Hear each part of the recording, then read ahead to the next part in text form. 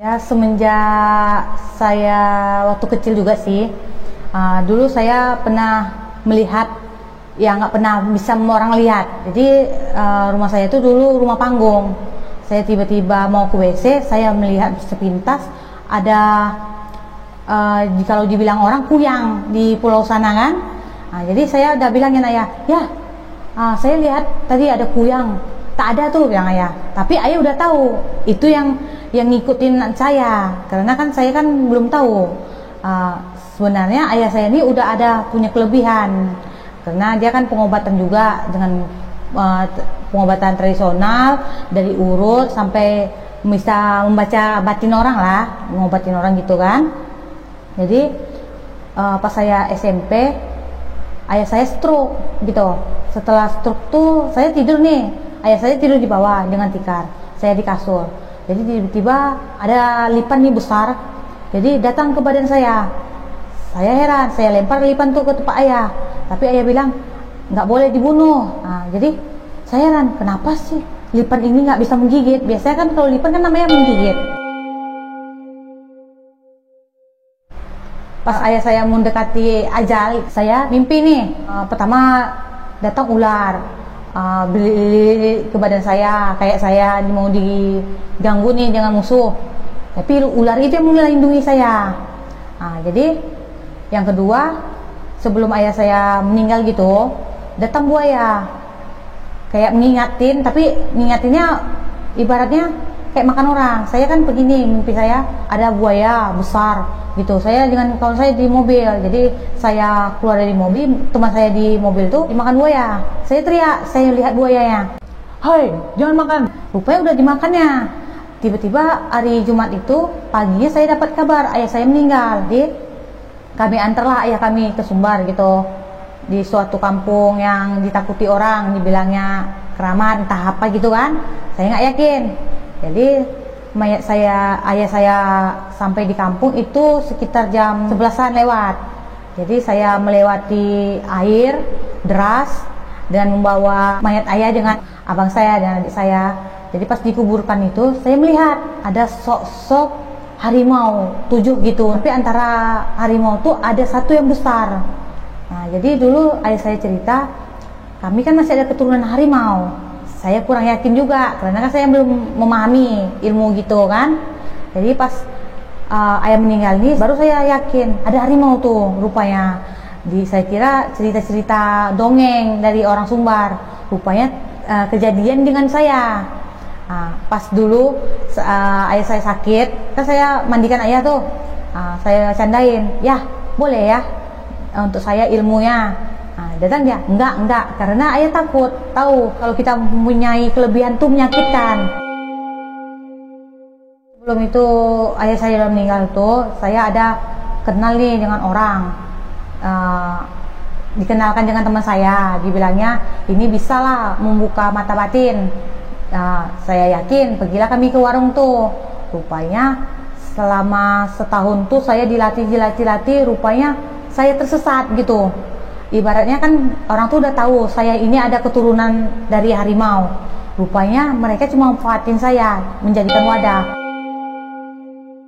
Jadi ilmu-ilmu apapun dibilang orang ini, saya pun pernah nemanin orang untuk mencari, ibaratnya, "Dek, tolong carikan yang untuk tempat biar laris lah." Jadi saya tunjukkan di tempat warung saya tuh.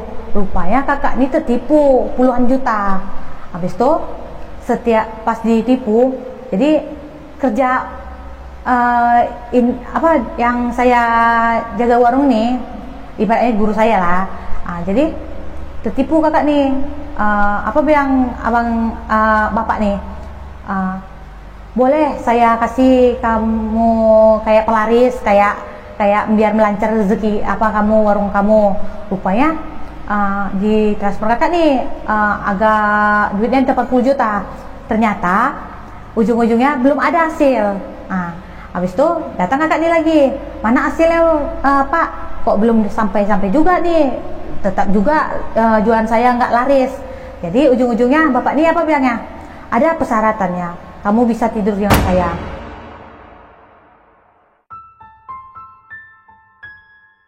Bismillahirrahmanirrahim. Assalamualaikum warahmatullahi wabarakatuh. Kembali lagi bersama saya, Rio Wijaya, di sebuah kisah misteri.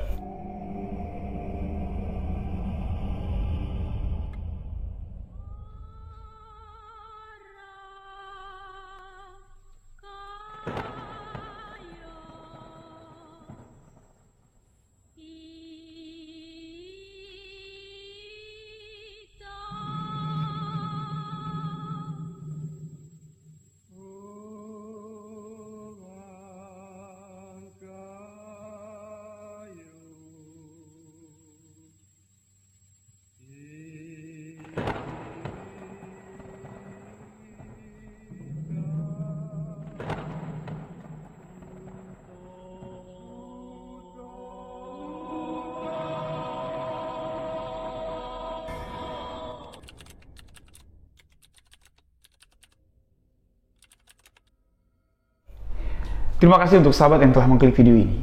Terima kasih untuk sahabat yang telah memberikan dukungan, memberikan support agar channel ini dapat berkembang. Untuk sahabat yang baru bergabung, baru mendengarkan kisah misteri yang saya ceritakan, sahabat boleh mengklik tombol subscribe, aktifkan notifikasi loncengnya, dan jangan lupa bagikan video sebuah kisah misteri ke akun sosial media sahabat-sahabat semua. Untuk lebih akrab dengan saya, sahabat boleh follow akun Instagram pribadi saya di Rio.Wijaya91. Dan untuk sahabat yang ingin berbagi cerita pengalaman misteri yang sahabat alami, sahabat boleh tuliskan cerita misterinya lalu kirimkan cerita tersebut ke alamat email sebuahkisahmisteri@gmail.com. Insya Allah kisah kiriman sahabat akan saya bawakan di video sebuah kisah misteri selanjutnya. Dan di video kali ini ada sesuatu yang berbeda. Dalam kisah misteri yang akan saya bawakan di video kali ini, akan ada cuplikan sepenggal percakapan saya dengan narasumber yang membagikan langsung cerita ini. Jadi, beberapa hari yang lalu, saya dapat email dari sahabat misteri. Email tersebut berisi bukan cerita misteri, namun permintaan. Beliau ingin datang jauh-jauh dari Padang, Sumatera Barat untuk ke Jambi, sengaja untuk menemui saya dengan niat, dengan tujuan ingin menceritakan satu peristiwa yang baru saja terjadi yang beliau alami, sekaligus minta pendapat kepada saya gimana cara untuk menyelesaikan permasalahan yang membuatnya sampai sebelum bertemu dengan saya dia bingung dengan keadaan yang dijalankannya pada saat ini. Menarik sekali nih sahabat-sahabat. Kisah misteri kali ini dituturkan langsung oleh narasumber kepada saya, dan saya akan membagikan kepada sahabat semua. Kenapa kok enggak narasumbernya aja, Bang Rio, yang menceritakan secara langsung, dibikin podcast? Sudah saya minta, ayo Mbak, kita podcast aja biar seru. Jadi Mbak bisa leluasa ya, bisa langsung menceritakan apa yang Mbak alami. Nggak, Mas Rio, saya nggak mau. Banyak pertimbangan yang disampaikan beliau. Salah satunya adalah kejadian ini baru saja terjadi. Kejadian ini akan melibatkan atau menyangkut beberapa orang atau satu kelompok lah, yang mana kelompok tersebut ada di daerah, di kampung, sekampung ya, satu tempat tinggal dengan narasumber kita ini. Beliau tidak mau nanti kalau ketahuan cerita ini diekspos ya, sampai dibawain ke YouTube, ini takutnya nanti terjadi hal-hal yang tidak diinginkan. Ya, bukan cerita ini cerita ngejek orang, mencela orang, dan namun menceritakan apa yang dialami narasumber kita dan perlakuan orang-orang tersebut kepada narasumber kita. Jadi dengan alasan tersebut beliau tidak mau untuk menceritakan langsung. Bahkan sahabat-sahabat pasti udah lihat ya cuplikan video yang di awal tadi, itu tone warnanya sengaja digelapin, bahkan wajahnya dibikin blur, itu sengaja karena permintaan dari narasumber kita. Dan beliau pun tak ingin nama aslinya disebutkan. Namanya kita samarkan saja dengan sebutan Bunga. Mbak Bunga menceritakan kejadian ini belum lama terjadi, sahabat-sahabat, baru beberapa tahun silam. Mbak Bunga jauh-jauh datang dari Padang, Sumatera Barat, sengaja datang ke Jambi untuk bertemu dengan saya. Walaupun awal janjian kami ini ya sudah meleset beberapa kali, dan janji ketemu kedua, alhamdulillah di malam minggu kemarin ini, minggu malam Senin, saya dapat bertemu dengan Mbak Bunga yang sudah menunggu kedatangan saya. Jadi saya sempat tidak enak sama Mbak Bunga. Beliau mengatakan seperti ini, Bang Rio, kalau saya belum ketemu sama Bang Rio, saya tidak bakal balik, karena hati ini belum puas kalau belum cerita dan belum mendengar pendapat Bang Rio tentang apa yang tengah saya alami sekarang. Jujur, saya merasa tidak enak sekali sudah membuat sahabat kita yang datang jauh-jauh ini menunggu. Namun semua waktu yang telah berlalu untuk menunggu, alhamdulillah malam tadi dapat pecahkanlah, membuat sahabat kita kelihatan senyum aslinya. Yang mana ketika pertama saya jumpa dengan Mbak Bunga, sorot matanya, tatap matanya, ini mengerikan sekali. Semua itu masih dalam pengaruh hal-hal yang berbau mistis. Cerita ini disampaikan Mbak Bunga kepada saya, sekaligus beliau minta pendapat, gimana Bang Rio? Aku ini harus apa? Aku harus gimana? Beliau mulai menceritakan kejadian-kejadian awal yang mulai-mulai janggal dirasakan Mbak Bunga. Beliau ini kita katakan seperti memiliki kemampuan anak indigo, tapi bukan seperti indigo pada umumnya. Lebih kalau Mbak Bunga ini dia dapat melihat, dapat merasakan, bahkan dapat menerawang apa yang ada jauh di sana, apa yang akan terjadi di waktu mendatang. Spesifiknya lebih ke sana. Dan kemampuan yang dimiliki Mbak Bunga ini awalnya beliau tidak sadar, dia tidak tahu kok aku bisa kayak gini. Mbak Bunga lupa dengan jati dirinya. Mbak Bunga lupa dengan silsilah keluarga dari Mbak Bunga, tepatnya dari sebelah bapak Mbak Bunga. Jadi setelah orang tua atau bapak dari Mbak Bunga ini meninggal dunia lah, baru beliau betul-betul peka dan baru beliau mulai ingin mendalami sesuatu yang disebut gaib, batin, dan ilmu. Nah, disinilah sedikit pemahaman yang gagal dalam belajar ini membuat Mbak Bunga masuk ke dalam satu lembah yang dihuni oleh orang-orang yang memang menunggu. Orang-orang seperti Mbak Bunga yang ingin belajar namun tidak ada yang mendampinginya. Diceritakan oleh Mbak Bunga ketika beliau kelas 3 SMP, ya.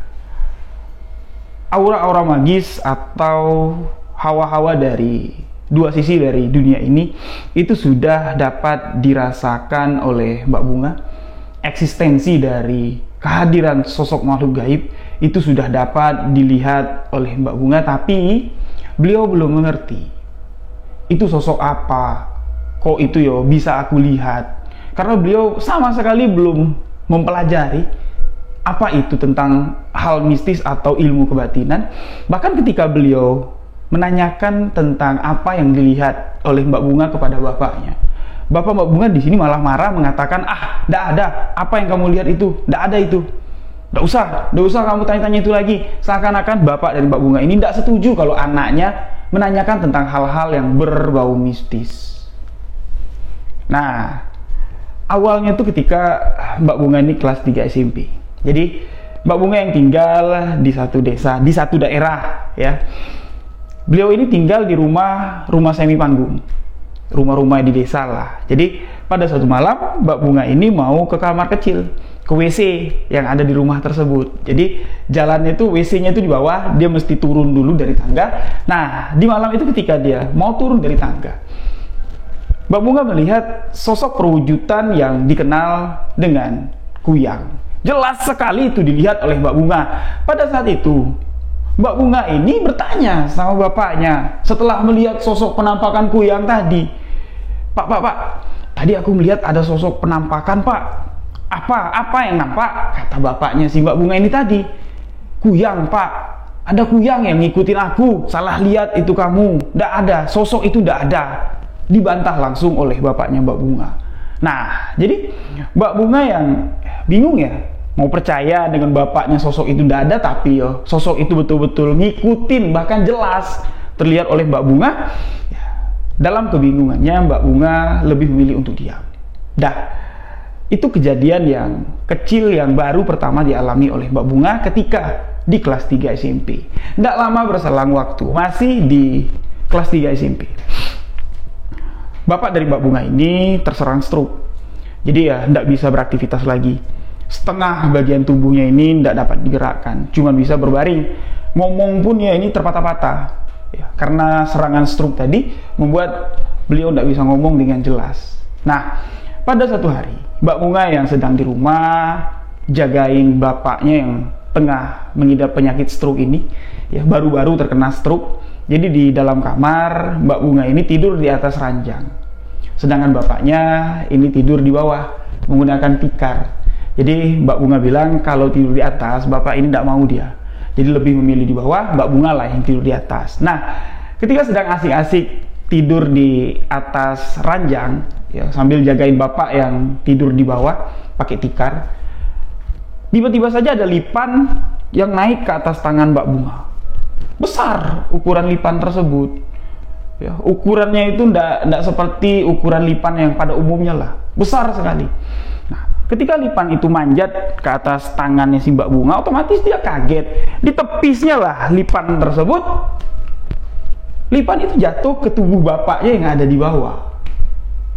Sontak Mbak Bunga kaget. Dia ngelihat itu, dia panik, takut kalau lipan ini akan ngigit bapaknya si Mbak Bunga, karena bapaknya kan nggak bisa gerak, dia nggak bisa bangkit, nggak bisa bangun, atau nggak bisa nepis lipan tersebut. Nah, Mbak Bunga yang gelagatnya itu ya kayak mau nangkep si lipan ini tadi, mau menyakiti lipan tersebut, ini ditegah oleh bapaknya Mbak Bunga. Bapaknya tidak bisa ngomong dengan jelas, bergerak pun tidak bisa leluasa ya. Jadi dengan gestur tubuh kayak jangan. Mbak Bunga mengerti. Mbak Bunga cuma memperhatikan saja. Lipan tersebut melewati tubuh bapaknya, turun ke bawah dan keluar dari kamar tersebut. Bapaknya Mbak Bunga memberikan isyarat lah ya, dengan gerak mulut, jangan dibunuh, biarkan dia pergi. Bingung di sini Mbak Bunga. Kok ada lipan sebesar itu di dalam rumah ini? Kok bisa? Lipan itu tiba-tiba manjat tanganku, ndak gigit dia. Jatuh ke tubuh bapak, juga ndak gigit. Yang mana kalau lipan ini kan terkenal sahabat-sahabat. Kalau dia kaget dikit aja dia pasti akan gigit ya, dia pasti akan nyengat. Dan sengat dari lipan ini cukup berbisa, berbahaya. Nah, jadi kebingungan Mbak Bunga dengan situasi pada saat itu yo membuat Mbak Bunga berpikir, kok bapak ini tidak boleh ya kita menyakiti hewan, itu sudah jadi pantang di rumah tersebut. Ada ular masuk rumah tidak boleh dibunuh. Ada serangga, tawon yang nyasar masuk ke rumah, itu tidak boleh dibunuh. Kalau anak-anak pada umumnya ya, ngelihat tawon nempel di kaca tinggal mati, dah buang. Kalau bapaknya Mbak Bunga tidak boleh. Biarkan dia lepas. Dia kan masuk ke rumah kita, tidak ganggu. Nah, begitu juga kejadian lipan tadi. Bapaknya tidak boleh bunuh lipan tersebut. Lipan itu pun pergi dengan sendirinya. Nah, hari-hari di sini terus berjalan nih sahabat-sahabat. Kondisi bapaknya Mbak Bunga, penyakit stroke-nya ini tidak kunjung membaik. Ya, bertahun-tahun bapaknya Mbak Bunga mengidap penyakit stroke, tidak bisa beraktivitas. Mbak Bunga lah yang ngurus bapaknya. Mbak Bunga lah yang memandikan bapaknya. Mbak Bunga ini 6 beradik dia. Beliau anak kelima. Ya, Mbak Bunga boleh dikatakan cukup dekat lah dengan bapaknya. Nah, Mbak Bunga menceritakan di sini sahabat-sahabat. Bapaknya Mbak Bunga ini adalah seseorang yang cukup dikenal di kampungnya karena memiliki sesuatu yang tak banyak dimiliki oleh khalayak, orang-orang pada umumnya. Kemampuan spiritual, kebatinan yang dimiliki oleh bapaknya Mbak Bunga ini beliau jalankan dengan begitu baik ya. Beliau jalankan dengan menjadi penolong lah untuk orang-orang yang mengidap penyakit atau mengalami gangguan-gangguan mistis yang menyebabkan penyakit di tubuh seseorang. Beliau juga dengan kebatinannya dapat menerawang, dapat melihat hal-hal yang tak dapat dilihat oleh orang banyak. Bapaknya Mbak Bunga Memang kesehariannya beliau menjalani profesi sebagai tukang urut tradisional. Di balik itulah beliau sekaligus menjalankan tugasnya sebagai seorang tabib untuk menolong orang-orang dalam kesulitan, dalam gangguan sosok-sosok makhluk gaib. Bapak Bunga cukup dikenal, cukup disegani di kampung tersebut. Ditambah lagi, Mbak Bunga yang sering kepo dengan apa yang dilakukan bapaknya ketika bapaknya tengah melakukan pengobatan. Beliau pun sempat bertanya dengan bapaknya, "Bapak dapat ilmu ini dari mana? Ya, Bapak bisa belajar ini semua, itu gimana caranya?" Bapaknya Mbak Bunga mengatakan, "Kamu perlu ingat, nah, kamu perlu tahu apa yang Bapak miliki, apa yang bisa Bapak lakukan sekarang, itu datang sendiri karena keturunan. Kamu perlu tahu kalau kita masih berdarah keturunan harimau."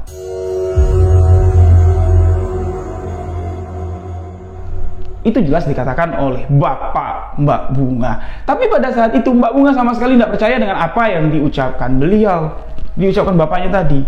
Karena Mbak Bunga menganggap kalau di ranah Minang, cerita tentang harimau itu kan memang besar sekali berkembangnya. Nah, di situ Mbak Bunga berpikir, berasumsi kalau itu cuma sekedar mitos, cerita rakyat, urban legend. Itu cuma sekedar cerita. Nggak mungkin. Nggak mungkin itu adalah kejadian yang betul-betul nyata, apalagi di era sekarang, di zaman sekarang. Jadi ketika bapaknya mengatakan kalau kita keturunan dari harimau, Mbak Bunga di sini cuma ketawa sambil geleng-geleng, menganggap kalau bapaknya ngeguyon. Cuman itu yang dipikirkan oleh Mbak Bunga tanpa ada pemikiran yang lain. Dan setelah bertahun-tahun bapaknya Mbak Bunga mengidap penyakit stroke. Sampailah di mana beliau di waktu-waktu akhir menjelang pergi dari dunia ini. Nah, sebelum bapaknya Mbak Bunga ini meninggal, Mbak Bunga sudah ada gambaran atau mendapatkan gambaran 2 kali tepatnya. Beliau mendapatkan gambaran pertama, ya, gambaran pertama atau yang menjadi firasat buruk sama Mbak Bunga akan terjadi sesuatu di keluarganya itu sekitar 10 hari lah ya, 10 hari sebelum bapaknya meninggal. Mbak Bunga ini bermimpi, dalam mimpinya tubuh Mbak Bunga ini dililit oleh ular besar. Nah, ular yang melilit tubuh Mbak Bunga ini bukan seekor ular yang ingin menyakitin Mbak Bunga, enggak. Seakan-akan ular tersebut sengaja melilit tubuh Mbak Bunga untuk melindungi Mbak Bunga dari serangan sesuatu. Namun tidak tahu apa yang akan menyerang Mbak Bunga seketika saja. Setelah ular itu melilit seluruh bagian tubuhnya, Mbak Bunga pun terbangun dari mimpinya. Di sini Mbak Bunga belum tahu dia tafsir mimpi, belum dapat dia menembus tabir mimpi untuk dijabarkan apa yang akan terjadi dari mimpi tersebut. Apakah ini cuma kembang tidur atau ini adalah pertanda-pertanda yang diberikan untuk aku jaga-jaga diri lah, itu. Nah, belum bisa pada saat itu, belum mengerti dia. Dan mimpi kedua dialami Mbak Bunga ini masih berkaitan bersangkutan dengan binatang, dan kejadiannya lebih mengerikan lagi. Ya, Mbak Bunga tidur, beliau bermimpi sedang jalan dengan seorang teman lelakinya dengan menggunakan mobil. Nah, di perjalanan mobil tersebut berhenti nih, sahabat-sahabat. Berhenti di satu tempat, turunlah Mbak Bunga ini dari mobil tersebut. Sedangkan teman laki-lakinya ini masih menunggu di dalam mobil. Nah, ketika Mbak Bunga keluar dari mobil, berjalan menjauhi mobil tersebut, ingin menuju ke satu tempat, Mbak Bunga melihat ke belakang dan beliau sangat terkejut sekali. Karena ada seekor buaya dengan ukuran yang sangat besar sekali, sahabat-sahabat, tengah mendekati mobil tersebut. Mbak Bunga sempat berteriak memperingati buaya tersebut dengan mengatakan, "Hei, pergi sana, jangan dekat-dekat sana." Tapi apa yang diucapkan Mbak Bunga sia-sia, semua sudah terlambat. Teman Mbak Bunga yang ada di dalam mobil dimakan oleh sosok buaya besar tersebut. Beliau sangat terkejut sekali dan terbangunlah dari tidurnya. Itu mimpi itu dialami Mbak Bunga tepat sebelum ayah Mbak Bunga meninggal dunia. Tanpa ada pesan yang mendalam dari sang ayah tentang apa yang akan terjadi di kehidupan Mbak Bunga, membuat Mbak Bunga di sini ya sempat merasa kalau ayahku ini apa ya, kayak beliau sengaja kayaknya tidak perhatian dengan anak-anaknya ya, atau tidak mau anaknya ini berjibaku dengan hal-hal gaib. Karena gambaran yang terlihat dari Mbak Bunga ini ya, setelah beliau memiliki kemampuan yang sudah diasah, ayah dari Mbak Bunga tidak mau anaknya ini kenal atau masuk ke dalam dunia gaib, dunia mistis, karena ayah Mbak Bunga tidak mau melihat anak-anaknya menjadi susah, menjadi sedih karena ilmu tuntutan. Karena tidak gampang menjalankan ilmu di dunia ini. Salah-salah kita jalankan, kita yang akan celaka. Gambaran sudah didapat oleh almarhum ayah Mbak Bunga. Kalau anak-anaknya ini tidak ada yang mampu mungkin untuk menjalankan. Jadi ya ketika Mbak Bunga, kakak-kakaknya yang lain kayak ngeguyon ya, ketika bapaknya ini sakit, stroke-nya ini kan lama, bertahun-tahun sahabat. Jadi ya, ketika mereka kumpul, Mbak Bunga ya ketika mandiin ayahnya sore-sore, ini sempat lah kayak minta, tapi sambil bercanda. Mintanya gini, ya udahlah ya, lepas lah yang ada tuh. Kalau tidak mau dibuang, ya titip lah ke Bunga, biar Bunga yang menjalankan, biar ayah tidak berat. Kasihan ya dengan diri ayah. Jangan sampai ilmu yang ayah tidak mau buang itu membuat ayah nyangkut sengsara seperti ini. Apa respon dari bapaknya Mbak Bunga? Nggak ada. Ya ndak lah, jangan marah. Bunga cuma bercanda. Nah, jadi penolakan itu keras sekali ketika Mbak Bunga ini minta ya, atau menyinggung masalah ilmu yang dimiliki ayah dari Mbak Bunga. Dan perlu sekali lagi diingat dan saya ulang ya kepada sahabat-sahabat semua, bahwa ayah dari Mbak Bunga ini bukan orang sembarangan. Beliau seseorang yang memiliki ilmu kebatinan tinggi, dan ayah Mbak Bunga mengakui dirinya kalau masih berdarah keturunan harimau. Ada kaitannya dengan Inye yang ada di sana. Walaupun Mbak Bunga tidak percaya, menganggap kalau semua itu hanyalah cerita urban legend. Namun di hari pemakaman almarhum ayah Mbak Bunga, sesuatu yang dianggap tidak nyata, tidak mungkin, mustahil, urban legend sama Mbak Bunga, itu dapat dibuktikannya sendiri pada saat itu ketika membawa jenazah almarhum ayah Mbak Bunga dari rumah menuju ke tempat pemakaman. Ini cukup jauh jaraknya, mereka melewati aliran anak sungai. Nah, ketika menyeberangi aliran anak sungai tersebut, jenazah ayah Mbak Bunga ini dipikul pakai keranda ya. Mbak Bunga yang ikut dalam iring-iringan tersebut seketika saja melihat ya, sosok penampakan yang sangat mengerikan sekali di siang itu. Siang-siang di pinggiran sungai berjejer 7 ekor harimau. Salah satu dari 7 harimau tersebut ini memiliki ukuran yang tidak lazim, besar sekali.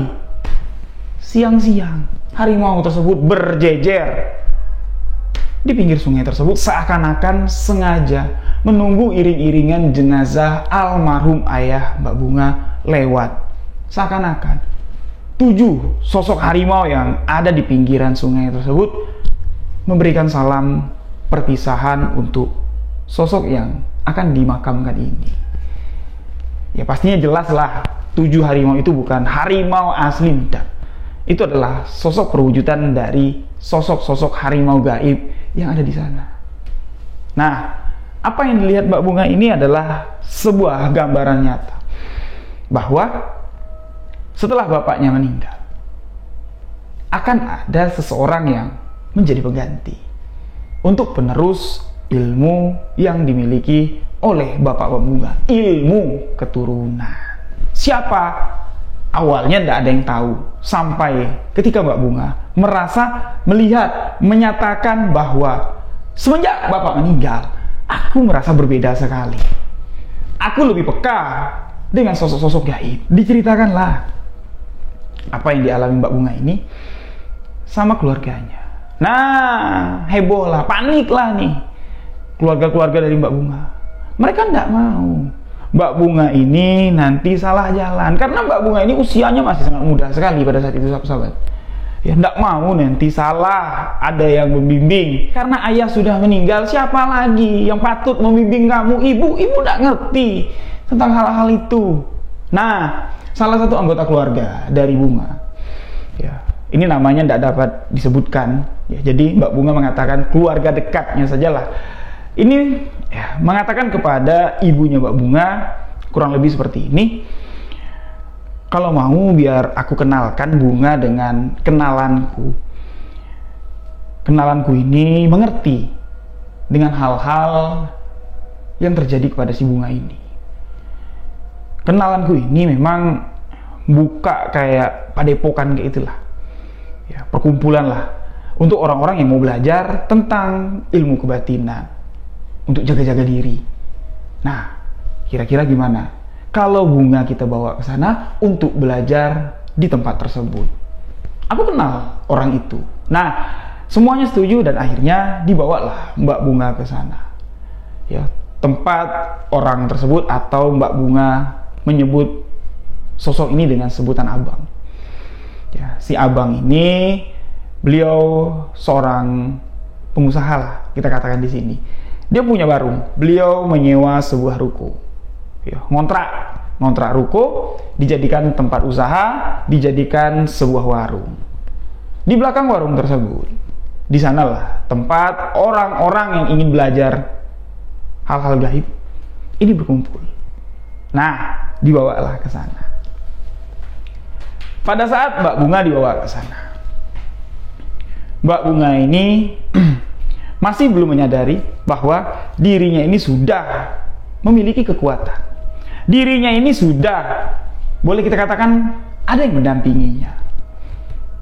Sama sekali Mbak Bunga tidak menyadari dan tidak mengetahui itu. Jadi plong-plong aja dia bawa diri ke sana. Setibanya di sana dikenalkan sama sosok si abang ini yang punya usaha warung ini, dan beliau juga lah di sini yang sebagai yang dituakan lah dalam perkumpulan orang-orang belajar ilmu kebatinan ini. Dia juga dikenal sebagai seseorang yang dapat mengobati penyakit-penyakit non medis, si abang ini tadi. Nah, si abang mengatakan kepada Bunga, ya boleh kalau mau belajar di sini. Ya, kayak aku dulu belajar tidak lama kok, asal ada keinginan. Apalagi tadi diceritakan kamu punya bakat, ya. Ya mudah-mudahan saja bakatmu itu bisa kita asah, mata batinmu dapat dibuka. Kamu dapat melihat apa yang tak terlihat dan melakukan perbuatan yang baik dengan kemampuan yang kamu miliki. Jadi awal ketemu bahasanya itu masih manis sekali lah.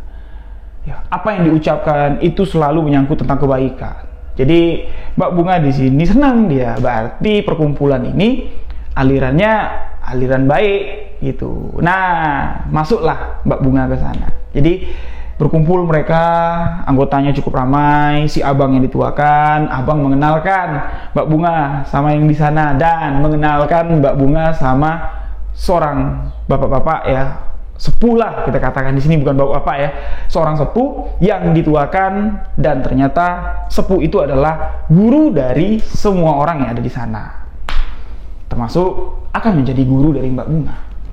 Nah, sampai di sini Mbak Bunga merasa apa yang dijalankannya ini ya sah-sah saja, normal-normal saja, dan Mbak Bunga malah merasa berterima kasih dengan orang-orang yang ada di warung tersebut. Orang-orang baik, awalnya Mbak Bunga katakan. Orang-orang yang mau membantu aku untuk mengenali siapa diriku dan membuka mata batinku. Jadi Mbak Bunga itu tidak balik ke rumah lagi dia, sahabat-sahabat. Tinggallah di warung tempat si abang ini tadi. Disediakan kamar. Tapi Mbak Bunga, ya, walaupun dikasih tumpangan, beliau tidak berpangku tangan pula. Itu kan warung ya, ada aktivitas. Jadi aktivitas dari orang-orang di warung itu dibantu semua sama Mbak Bunga. Jadi kayak karyawan lah si Mbak Bunga, tapi tidak digaji, sama sekali tidak dibayar. Malah Mbak Bunga di sini diminta bantuan atau sering diminta tolong, Mbak Bunga diminta untuk bertukar ruh dengan sosok gaib. Tubuh Mbak Bunga dipinjam sebagai wadah untuk mediumisasi. Itu semua dilakukan oleh si abang yang punya warung.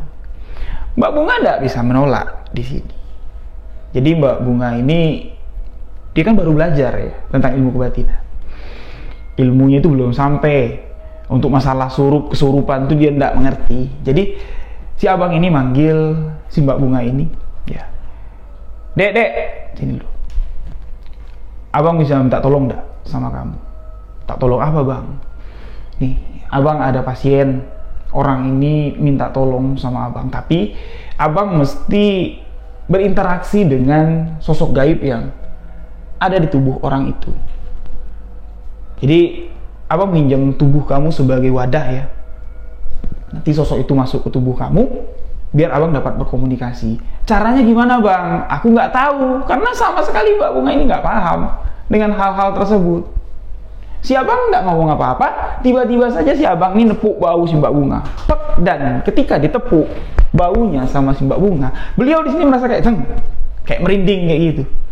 Beda lah rasanya. Si abang mengatakan, ya enggak apa-apa kok.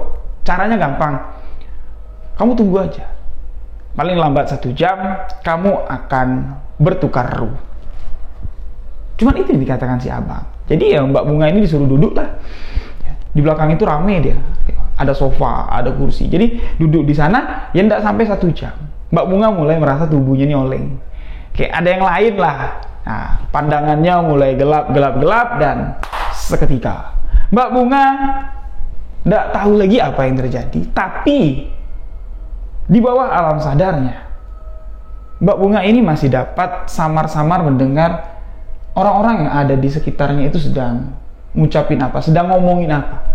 Dia masih dapat mendengar tapi tak dapat melihat, karena 80% tubuh dari Mbak Bunga ini dikuasai oleh sosok gaib tersebut dalam melakukan mediumisasi. Tapi Mbak Bunga, dia dengar, dia ingat apa yang dikomunikasikan si abang ini dengan sosok gaib yang ada dalam tubuhnya. Cuman saja dia tidak dapat melihat. Nah, dari kejadian pertama itu, seringlah si abang ini minta bantu sama Mbak Bunga. Mbak Bunga berpikir seperti ini, bantu abang dengan cara ini tidak merepotkan juga kok, tidak merasa sakit. Ya paling cuman kalau terlalu lama kesurupannya, terlalu lama sosok itu ada dalam tubuh Mbak Bunga, cuman capeknya aja nggak ketulungan. Nah, jadi sering diminta tolong, pasien si abang ini pun semakin banyak jadinya, sahabat-sahabat. Ya, karena dengan mediumisasi seperti itu, jadi lebih pakem lagi, ya, dia untuk ngobatin orang ini atau ya mencari tahu permasalahannya. Lebih pakem lagi karena langsung bisa berkomunikasi dengan makhluk gaib. Karena untuk melakukan mediumisasi ini tidak sembarang orang yang bisa. Jadi singkat cerita, waktu berjalan sudah setahun nih, sahabat-sahabat.